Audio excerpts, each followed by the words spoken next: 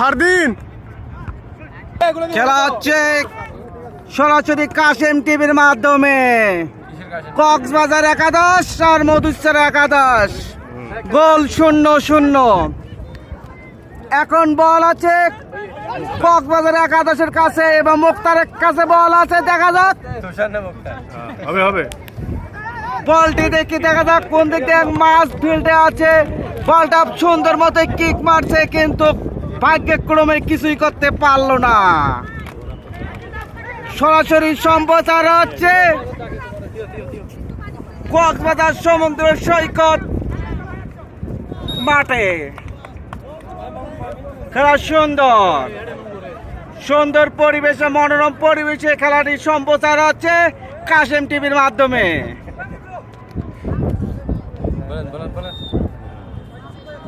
এখন বল আছে গোলরক্ষকের কাছে, দেখা যাক কিক মারলো মাঠ বরাবর।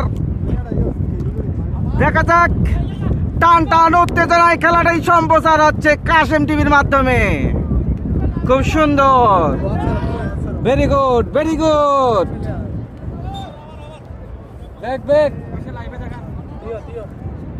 সরাসরি কাশেম টিভি পুরা বাংলাদেশ খেলাটি সম্প্রচার হচ্ছে লাইভের মাধ্যমে।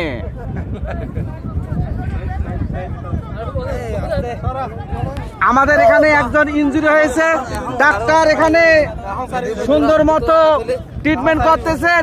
এখানে আমাদের ডাক্তার নিয়ে আসছেন হংকং, থাইল্যান্ড এবং আফগানিস্তান থেকে।